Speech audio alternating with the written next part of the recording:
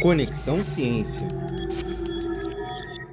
Menstruar é sangrar, e esse sangramento é um processo fisiológico que se repete todo mês em todas as pessoas que têm útero. O primeiro ciclo menstrual é chamado de menarca e marca o início da vida reprodutiva. Já a puberdade é o nome dado para o período em que começam a acontecer as modificações nas concentrações dos hormônios sexuais e, consequentemente, no corpo dessa pessoa. Costuma ser, em média, por volta de 9 e 10 anos. Quando uma mulher para de sangrar, dizemos que ela entrou na menopausa, que marca o fim do seu ciclo reprodutivo. Acho importante frisar aqui que o fim da vida reprodutiva de uma mulher não significa o fim da vida sexual. Bom, mas por que precisamos sangrar? Precisamos sangrar para que o endométrio, que é a camada interna do útero, seja renovado a cada mês. Se a gente lembrar que o grande objetivo do ciclo reprodutivo é a reprodução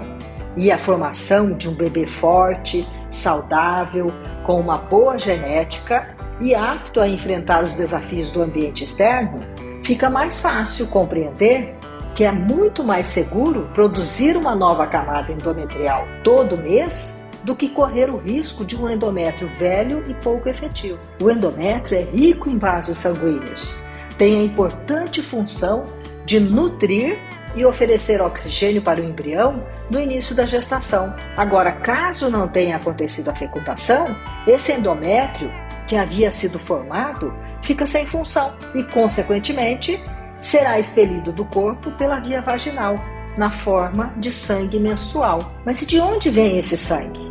O sangue menstrual vem dos vasos sanguíneos da camada endometrial, que sofreram isquemia e, consequentemente, soltaram-se da parede do útero. Mas como isso acontece? Quem é que informa para o endométrio que ele não tem mais função e que é hora de descamar? Bom, de uma forma bem simplista, mas nem por isso incorreta, podemos afirmar que as variações nas concentrações de estrogênio e progesterona durante o ciclo mensal são os responsáveis pelo crescimento e descamação mensal do endométrio. Todas as etapas do ciclo reprodutivo feminino são dependentes das concentrações dos hormônios femininos ao longo do mês. Um ciclo mensal apresenta 4 fases: fase folicular, ovulatória, lútea e menstrual. A cada término de uma menstruação e início da outra menstruação, ocorrem ao mesmo tempo alterações na camada endometrial do útero e nas secreções hormonais dos ovários e da hipófise. Para o endométrio se formar, é necessário que algumas células ovarianas aumentem gradativamente a produção de estrogênio.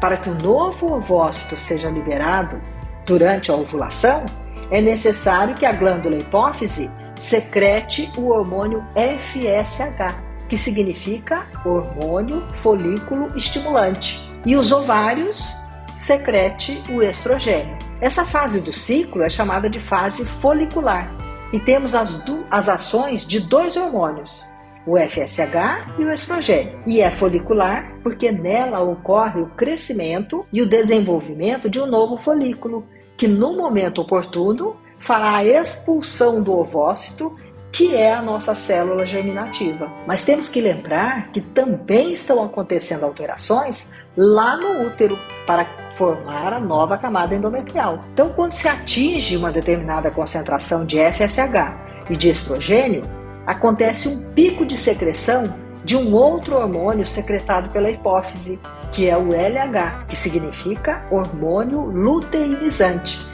e queda do estrogênio. Nesse momento, ocorre a expulsão do ovócito pelo folículo ovariano e aumento de cerca de 1 grau na temperatura interna. Por isso, essa fase é conhecida como fase ovulatória. Depois da ovulação, inicia-se uma nova fase, que é a fase lútea. Então vamos retomar o que está acontecendo ao mesmo tempo em cada estrutura? Bom, temperatura interna mantém 1 grau acima do basal. Quando eu digo basal, significa aquela temperatura que é o normal da pessoa no dia a dia. Normalmente, a temperatura basal das pessoas é 36 graus, mas existem variações pessoas que têm um pouco mais de temperatura, um pouco menos de temperatura. Então, vai verificar a temperatura basal dessa pessoa, ela vai observar aumento de cerca de 1 grau dessa temperatura basal. No ovário, nós vamos encontrar a presença de uma estrutura chamada de corpo lúteo, que é, na verdade, os restos do folículo que tinha o ovócito. Então, o folículo é como se fosse uma bolinha e dentro dele tem ali o ovócito. Então, quando ele expulsa o ovócito que estava dentro dele, sobra aqueles restos de tecido. E esses restos de tecido são chamados, ou é chamado de corpo lúteo. Essa estrutura é muito importante, porque ela é a responsável por produzir o hormônio progesterona. Progesterona, a favor da gestação. Assim, tem-se um aumento gradativo de sua concentração até que ocorra a fecundação. O estrogênio se mantém um pouco acima do basal, mas abaixo da progesterona. Na hipófise, nós temos níveis basais de FSH e LH, ou seja, a hipófise está sintetizando apenas concentrações basais desses dois hormônios. No útero, o endométrio continua se espessando para uma possível gestação. Está quase próximo da espessura ideal, mas ainda não terminou. Bom, mas como não houve fecundação, porque o nosso interesse aqui é falar sobre a menstruação, então não interessa a gestação. Então, como não houve fecundação, o ovócito será absorvido pela parede da tuba uterina, a hipófise continua com os níveis basais de FSH e LH até que se inicie a próxima menstruação. A temperatura interna mantém 1 grau acima do basal até próximo da próxima menstruação.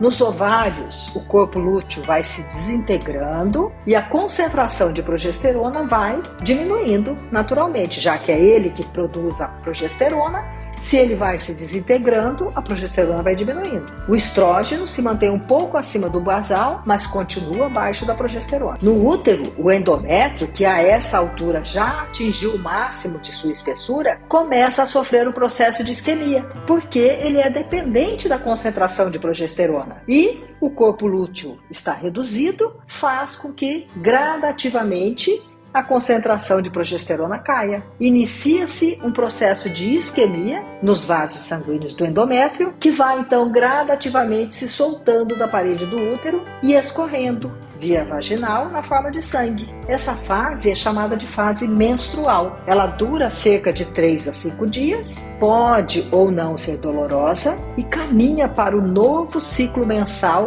que se repete com todas as alterações estruturais e hormonais. Bom, vamos fazer um pequeno resumo de cada uma dessas fases? Eu acho que é importante que a gente frise. Então vamos lá. A gente sempre começa com a fase menstrual. Então, durante a fase menstrual, nós temos queda hormonal, então estrogênio, progesterona, todos os hormônios estão lá no basal. O sangramento e fim da TPM, que é a tensão pré-menstrual, que nem toda mulher tem, mas quem tem TPM sofre bastante e muitas vezes precisa de ajuda. É importante a gente chamar a atenção aqui para o seguinte: caso tenha vindo a sua menstruação, ou seja, você sangrou e continua com alterações de humor característicos de tensão pré-menstrual, é importante que você procure ajuda, porque não necessariamente tem relação mais com a TPM, e sim pode ser alguma variação,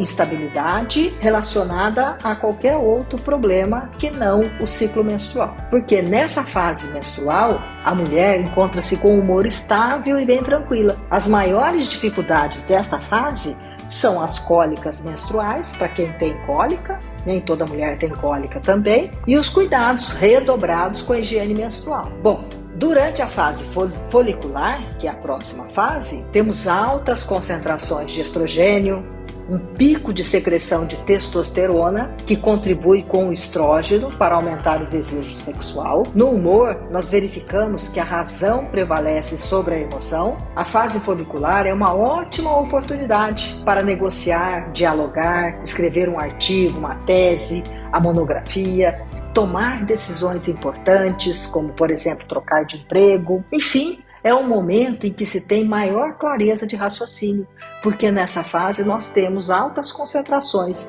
de estrogênio e de testosterona. Durante a fase ovulatória, com o aumento da relação estradiol-testosterona e da temperatura interna, verifica-se um aumento da libido. Então a pele fica mais viçosa. Por que a pele fica viçosa? Porque nós temos muitos receptores de estrogênio na pele, nas mamas e na parte interna das coxas. Por isso que essas regiões, elas são bem mais sensíveis ao toque nesse momento.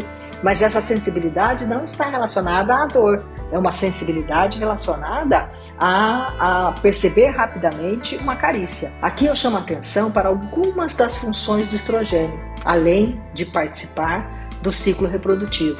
Ele previne o declínio de colágeno, por isso que a pele fica tão bonita, tão viçosa, né? Então é mais difícil ter ruga. Melhora o fluxo sanguíneo, mantém e protege neurônios, contribuindo com a memória e o aprendizado. Nessa fase, normalmente percebe-se um maior cuidado dessa mulher ao se vestir, se pentear, enfim, ela está mais receptiva e mais tolerante, por exemplo, com uma barba por fazer, com um cheiro de suor. Por quê?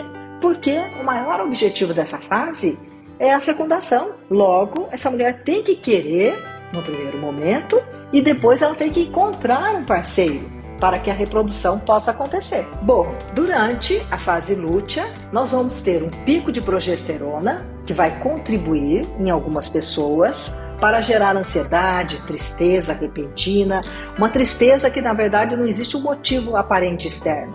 Ela está triste, melancólica, dor de cabeça, alterações de humor com agressividade, choro fácil, aumento do apetite, edema de membros inferiores e de mama, então provocando maior sensibilidade nas mamas e a famosa TPM. Então aqui, essa maior sensibilidade nas mamas está relacionada com a sensação de dor mesmo, então fica mais dolorida. E então todos esses sintomas em conjunto aí a gente chama de TPM, tensão pré-menstrual, que nem toda mulher tem e nem toda mulher apresenta todos esses sintomas. Então existem bastante variação. Nessa fase é comum que a emoção prevaleça sobre a razão. Então vocês observaram que quase todos os sintomas que eu falei aqui são sintomas emocionais, que alteram o humor dessa pessoa. Bom, para finalizar, eu gostaria de falar sobre uma questão importante do ciclo reprodutor feminino. Como a gente já disse, a puberdade é a fase onde as estruturas anatômicas reprodutivas atingem um determinado padrão de desenvolvimento e, teoricamente, estão prontas para começarem a cumprir com suas funções fisiológicas. Os ovários começam a liberar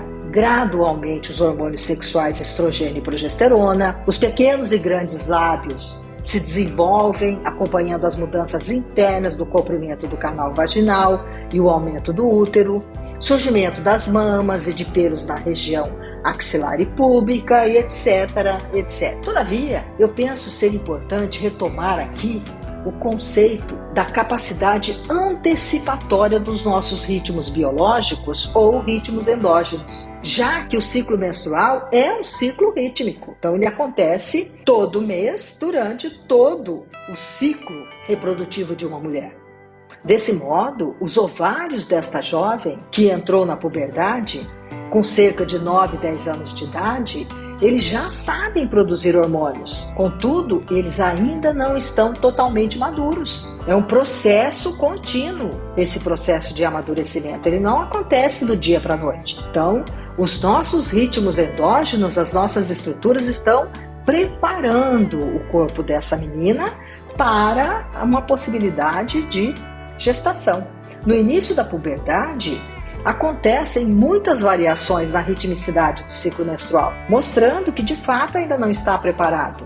Os ovários estão imaturos. Então é comum, por exemplo, pular 1 ou 2 meses sem menstruar, ou menstruar 2 vezes no mesmo mês. Às vezes a quantidade de sangue menstrual é bem pequena, em outros meses é maior ou muito intensa.